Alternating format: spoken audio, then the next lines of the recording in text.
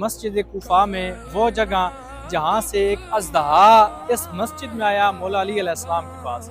مولا علی علیہ السلام خطبہ دے رہے تھے، جب ایک اژدہا مولا علی علیہ السلام کے پاؤں میں آیا، بوسہ لیا اور مولا کے پاس آیا، تمام اصحاب ڈر گئے۔ اس نے مولا سے کوئی بات کی اور مولا سے اس سوال کا جواب لیا اور واپس چلا گیا۔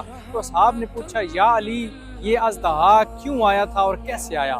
تو مولا علی علیہ السلام نے فرمایا، یہ کوئی اژدہا نہیں بلکہ یہ جنوں کا نمائندہ بن کے میرے پاس آیا تھا، یہ بھی ایک جن تھا اور یہ ایک مسئلہ پوچھنے آیا تھا۔ مسئلہ یہ تھا کہ ان کا سردار دنیا سے چلا گیا ہے اور یہ اب پوچھ رہا تھا، یا علی ہمارا سردار دنیا سے چلا گیا ہے تو اب ہمارا سردار کون ہوگا؟ مولا نے اس سے کچھ سوال پوچھے اور مولا نے کہا کہ آج کے بعد تو ان سب کا سردار ہوگا۔ مولا نے کہا یہ اس نے مجھ سے سوال پوچھا اور میں نے اس کا جواب دیا اور یہ چلا گیا۔ زیارت کرے اس مقام کی۔